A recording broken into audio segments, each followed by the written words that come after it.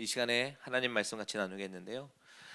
같이 나눌 하나님의 말씀은 사도행전 27장 27절에서 44절 말씀입니다. 제가 가진 성경책은 신약 성경 235페이지에 있고요. 사도행전 27장 27절에서 44절까지 다 같이 자리에서 잠깐 일어나셔서 저와 여러분 교독하도록 하겠습니다. 제가 먼저 27절 읽도록 하겠습니다. 열 나흘 때째 되는 날 밤에 우리가 아드리아 바다에서 이리저리 쫓겨나가다가 자정쯤 되어 사공들이 어느 육지에 가까워지는 줄을 짐작하고 물을 재어보니 20길이 되고 조금 가다가 다시 재니 15길이라. 암초에 걸릴까 하여 고물로 닷넷을 내리고 날이 새기를 고대하니라. 사공들이 도망하고자 하여 이물에서 닻을 내리는 채하고 거룻배를 바다에 내려놓거늘 바울이 백부장과 군인들에게 이르되 이 사람들이 배에 있지 아니하면 너희가 구원을 얻지 못하리라 하니 이에 군인들이 거룻줄을 끊어 베어 버리니라. 날이 새어가매 바울이 여러 사람에게 음식 먹기를 권하여 이르되 너희가 기다리며 먹지 못하고 줄인 지가 오늘까지 열 나흘인즉 이것이 너희의 구원을 위하는 것이요 너희 중 머리카락 하나도 잃을 자가 없으리라 하고 떡을 가져다가 모든 사람 앞에서 하나님께 축사하고 떼어 먹기를 시작하매 그들도 다 안심하고 받아 먹으니 배에 있는 우리의 수는 전부 276명이더라. 배부르게 먹고 밀을 바다에 버려 배를 가볍게 하였더니 날이 새매 어느 땅인지 알지 못하나 경사진 해안으로 된 항만이 눈에 띄거늘 배를 거기에 들여다 댈 수 있는가 의논한 후 닻을 끊어 바다에 버리는 동시에 키를 풀어 늦추고 돛을 달고 바람에 맞추어 해안을 향하여 들어가다가 두 물이 합하여 흐르는 곳을 만나 배를 걸매 이 물은 부딪혀 움직일 수 없이 붙고 고물은 큰 물결에 깨어져 가니 군인들은 죄수가 헤엄쳐서 도망할까 하여 그들을 죽이는 것이 좋다 하였으나 백부장이 바울을 구원하려 하여 그들의 뜻을 막고 헤엄칠 줄 아는 사람들을 명하여 물에 뛰어내려 먼저 육지에 나가게 하고 그 남은 사람들은 널조각 혹은 배 물건에 의지하여 나가게 하니 마침내 사람들이 다 상륙하여 구조되니라. 아멘. 다 같이 자리에 앉으셔서 잠시 기도하겠습니다.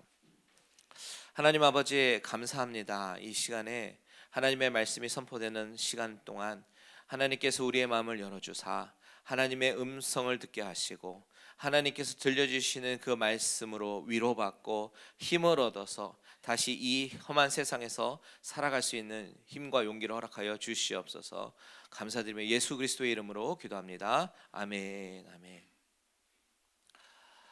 바울은 지금 유라굴로라는 풍랑 안에 갇혀 있습니다. 어쩌다가 이렇게 되었습니까? 지난 시간에 우리가 살펴본 내용 가운데 가이사랴에서 이제 배를 타고 로마로 가는 여정 가운데 있었는데 그 시점이 가을이었죠. 그리고 이 지중해성 기후 가운데 가을이라고 하는 것은 바람이 많이 불고 배가 파손될 가능성이 높은 그런 지리적 특성, 기후적 특성을 갖고 있었기 때문에 그런 배경 가운데 조심해야 된다라고 바울이 이야기를 했었습니다. 그런데 우리가 그 상황 가운데 보아야 하는 것은 하나님이 과연 이 유라굴로 광풍을 통해서 무언가 계획하시고 무언가 이끄시는데 과연 그것이 무엇일까 하는 것입니다. 처음에 사람들은요 바울의 말을 듣지 않았습니다. 바울의 말을 들으려고 하지도 않았습니다. 그들의 눈에 보이는 바울은 그저 죄수 중에 한 명일 뿐이었어요. 그런데 바울이 그렇게 분명히 얘기했죠. 그럼에도 불구하고 가운데 서서 이제 항해가 많은 손해와 타격이 있을 것이다.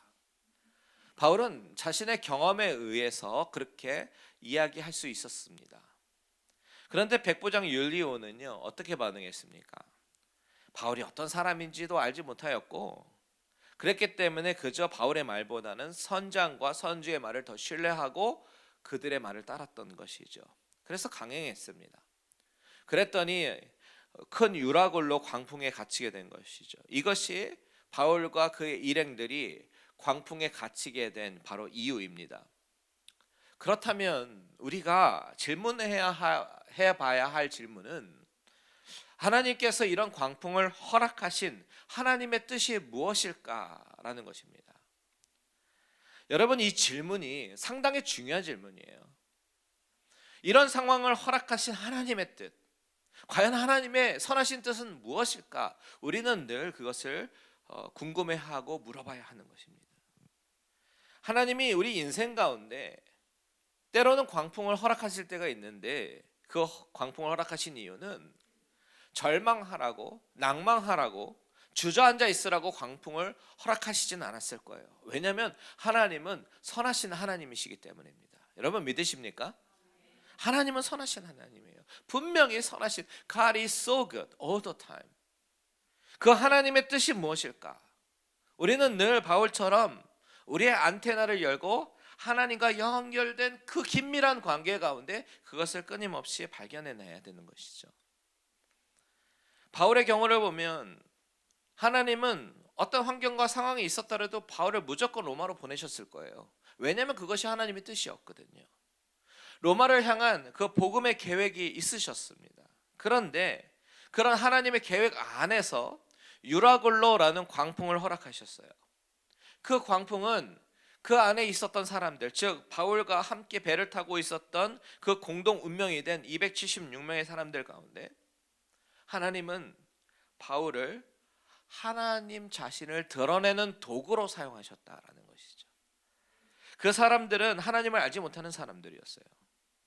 그 가운데 바울을 세우시고 이 모든 상황조차도 하나님의 손에 있음을 보게 하신 것입니다. 하나님은 바울에게 말씀하셨어요. 24절 보십시오.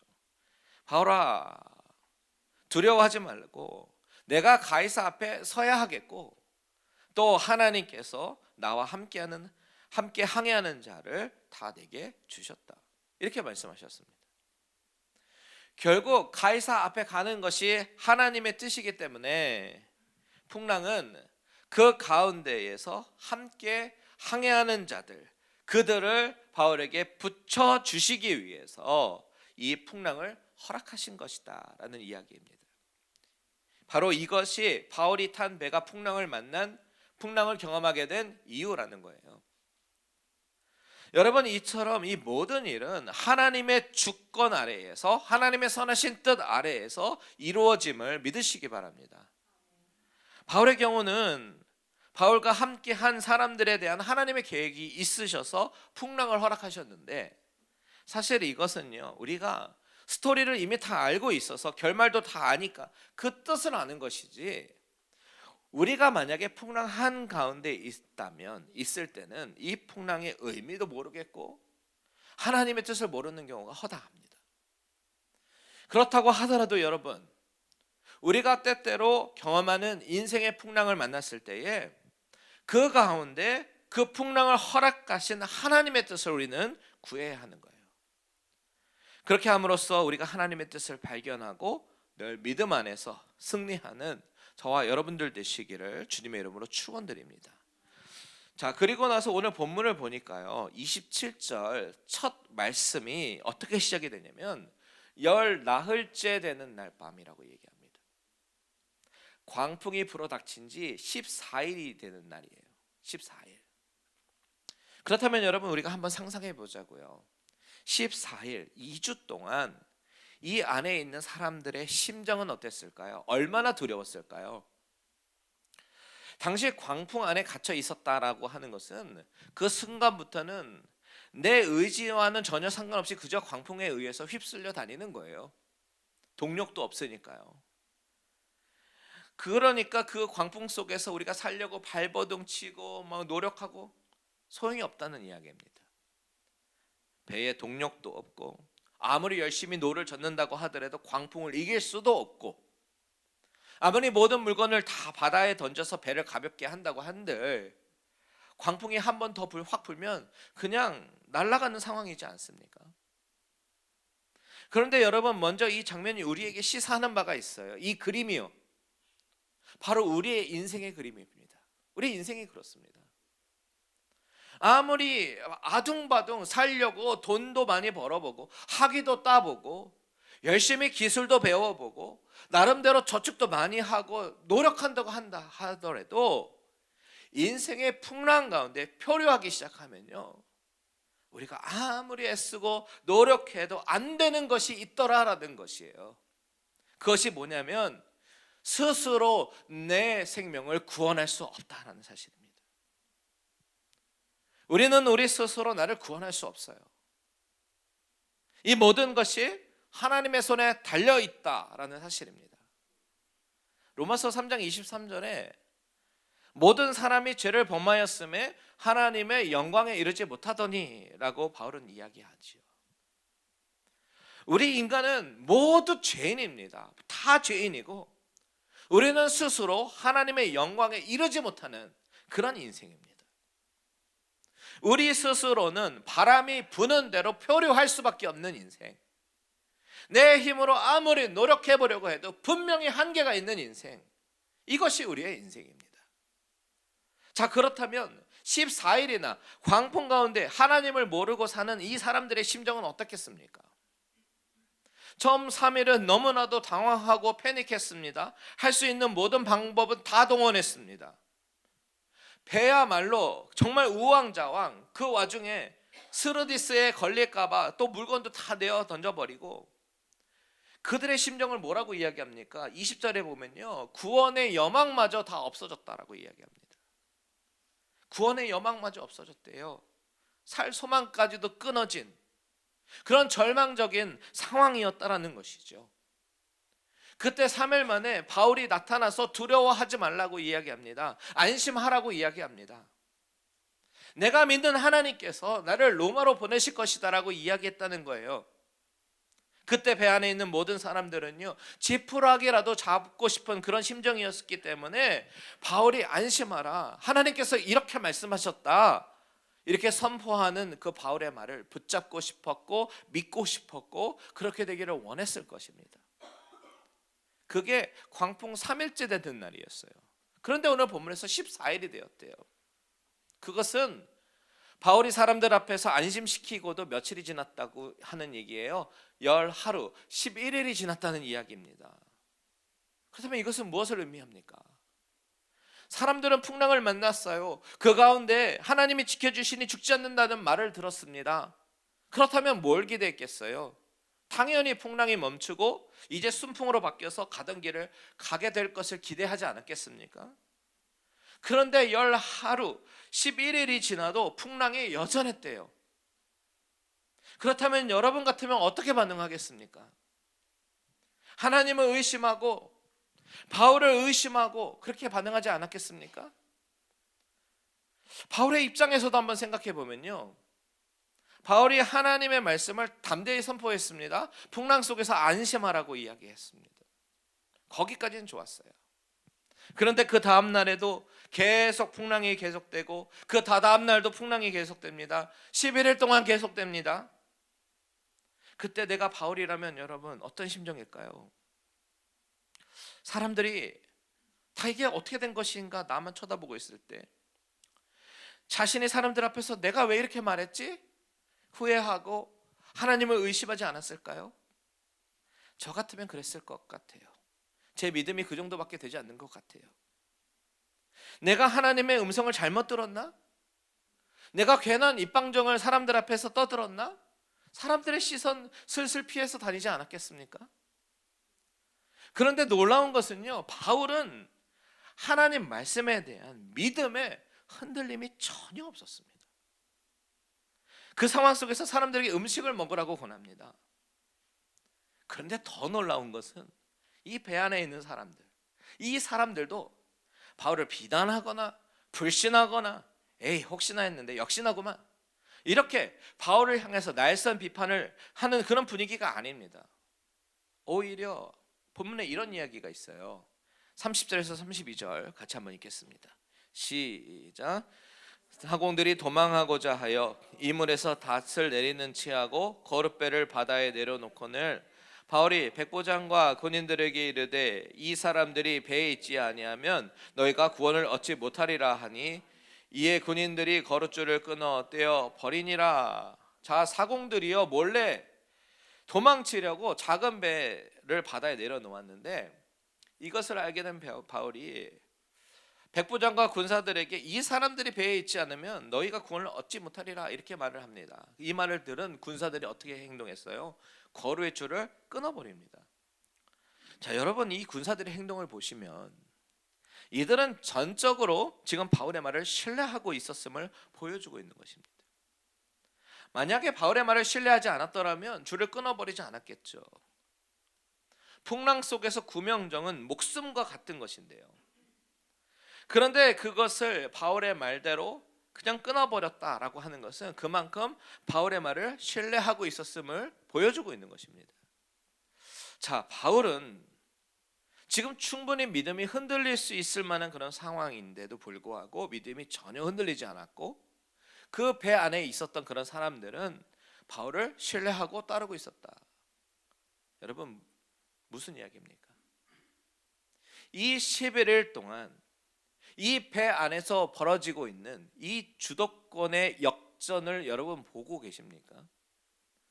처음에는 들을 가치도 없는 한낱 죄인 중에 한 명이다. 그래서 들으려고 하지도 않았는데 그랬던 이 배에서 어느 순간 이 배의 주도권은 백부장 율리오가 아니라 바울이 지휘관이 되어서 사람들에게 명령하고 군사들과 사람들은 그의 말대로 척척 움직이는 그런 상황으로 바뀌게 되었다라는 사실이죠. 바울은 그저 평범한 죄수의 신분에서 모든 사람을 위로하는 그런 예언자가 되었는데 그 위로자가 어느덧 리더가 되어가고 있었습니다. 이들은 바울을 신뢰하게 되었어요. 상황은 바뀐 거 하나도 없는데 풍랑이 잠잠해진 것도 아닌데 말이죠. 33절에서 36절도 보십시오. 이런 얘기가 있습니다. 같이 한번 읽겠습니다. 시작. 날이 새어가매 바울이 여러 사람에게 음식 먹기를 권하여 이르되 너희가 기다리고 기다리며 먹지 못하고 줄인 지가 오늘까지 열 나흘인즉 음식 먹기를 권하노니 이것이 너희의 구원을 위하는 것이요 너희 중 머리카락 하나도 잃을 자가 없으리라 하고 가져다가 모든 사람 앞에서 하나님께 축사하고 떼어 먹기를 시작하매 그들도 다 안심하고 받아 먹으니. 자, 여기서 우리는 그 모든 사람들이 다 안심하고 받아 먹었다라는 이 사실도 주목해 보아야 합니다.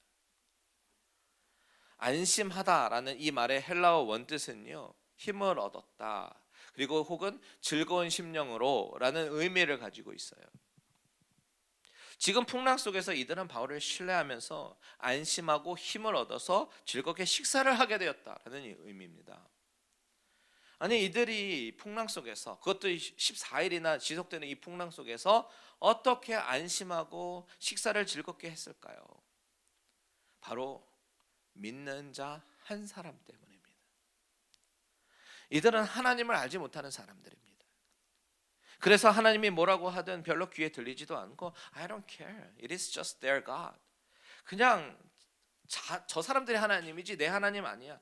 저 사람 믿든지 안 믿든지 난 상관없어. 이런 생각을 갖고 있었던 사람들이에요. 즉 이 사람들은요, 현재 우리가 사는 이 세상에서 하나님을 모르고 살아가는 그런 사람들을 대변하고 있다는 것이죠.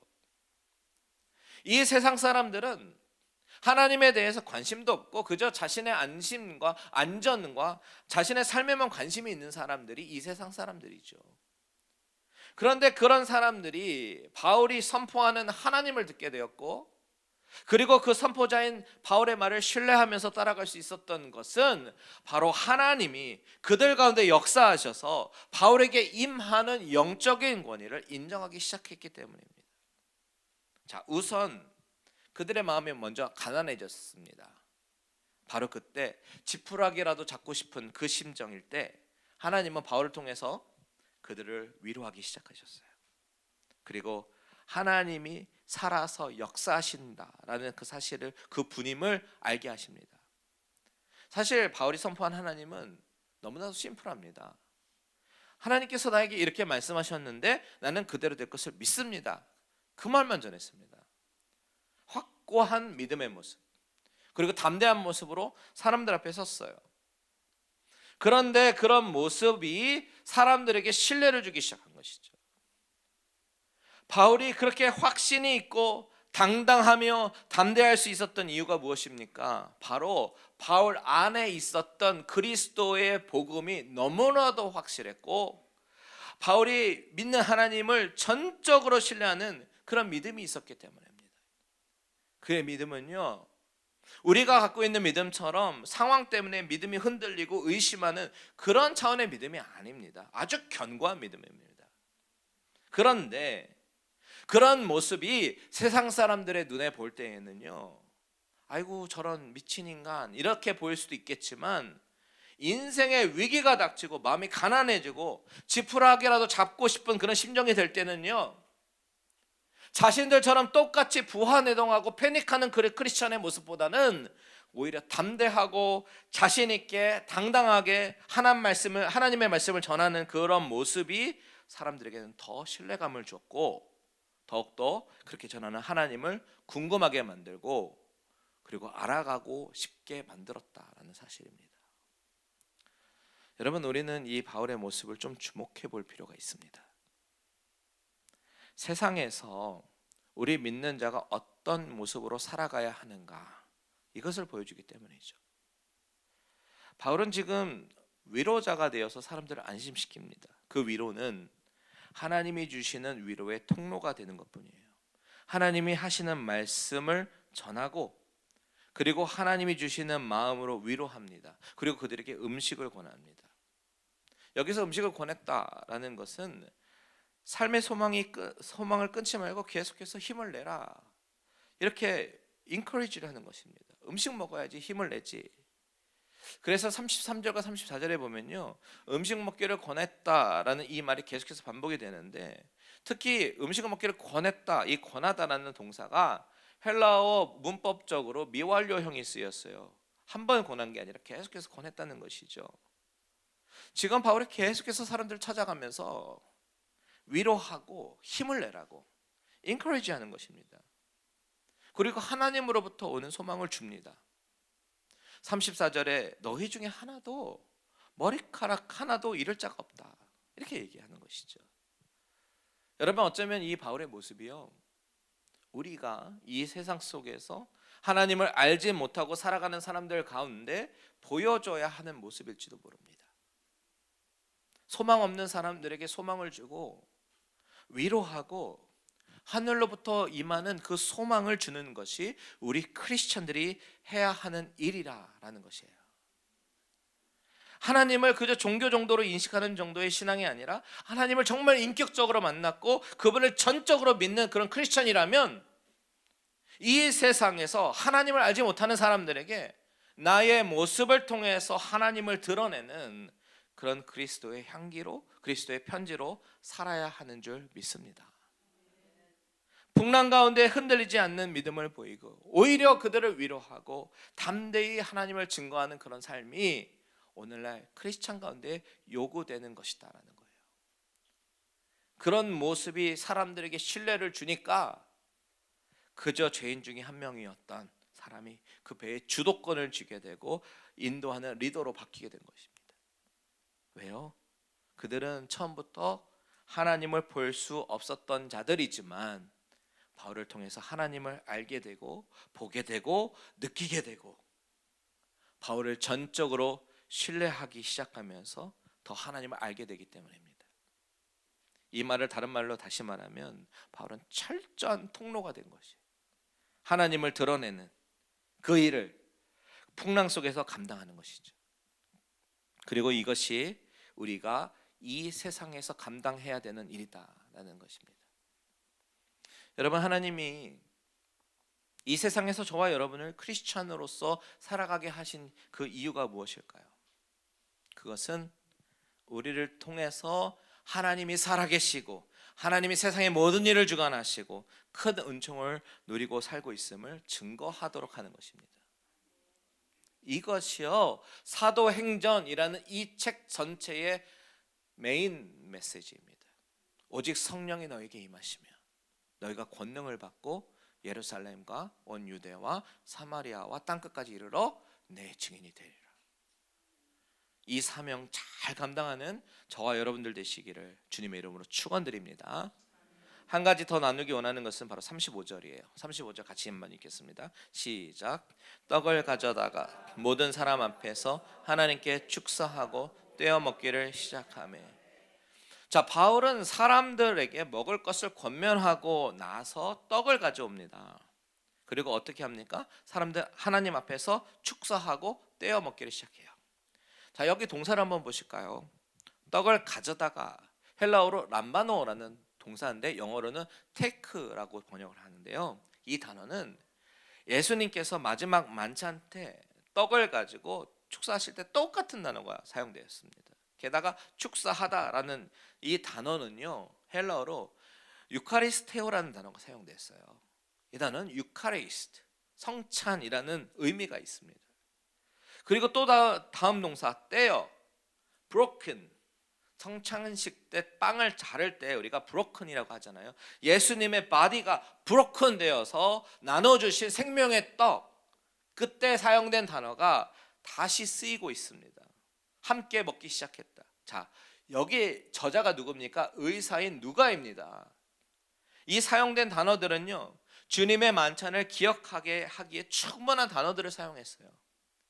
이 장면을 두고 많은 신학자들이요, 이것을 성찬으로 해석하는 것은 비약이 심하다라고 이야기를 하지만, 저는요, 이 본문의 문맥적인 이 흐름을 볼 때는 하나님이 이 배 안에 있는 사람들에게 육체적인 구원뿐만이 아니라 바울 한 사람의 그 믿음의 모습을 통해서 그가 전한 메시지가 11일 동안 그들의 마음을 움직였고 그들을 구원에 이르게 했을 거라고 하는 생각이 과하지 않다고 생각해요.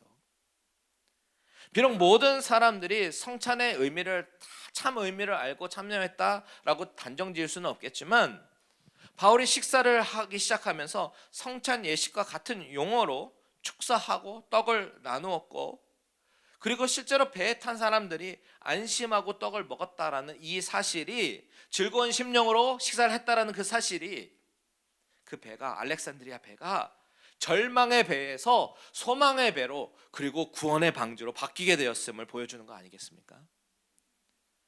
바울의 위로를 받고 하나님의 살아계심을 느끼고 바울이 전한 메시지를 듣고서는 그들은 하나님을 믿게 되지 않았을까요? 그런 가운데 바울이 베푸는 만찬을 마치고 이 모든 사람들은요, 하나의 공동체가 됩니다. 전혀 다른 배경 사람들이 모여서 같은 영으로 하나님을 알고 같이 음식을 먹고 힘도 회복하고 성찬과 같은 식사를 통해서 마음의 일치가 되었고 안심하게 됩니다. 그리고 나서 어떻게 행동하냐면 모든 음식을 다 바다에 버려요. 그러고 나니까 눈에 보이기 시작하는 것들이 있더라는 거예요. 38절에서 39절 같이 읽습니다. 시작.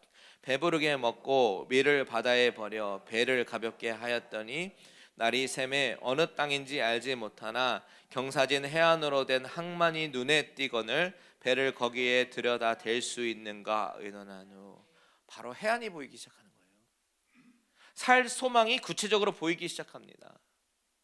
그 사이에 배가 큰 물에 큰 물에 깨어집니다. 여기서 말하는 큰 물이라는 것은 배의 뒤편을 이야기하는 건데, 그 뒤편에 깨지기도 하고 군인들이 혹시 사람들이 도망갈까봐 경계를 하기도 하지만요, 그 사이에 성령님은 백부장을 사용하셔서 바울을 보호하십니다.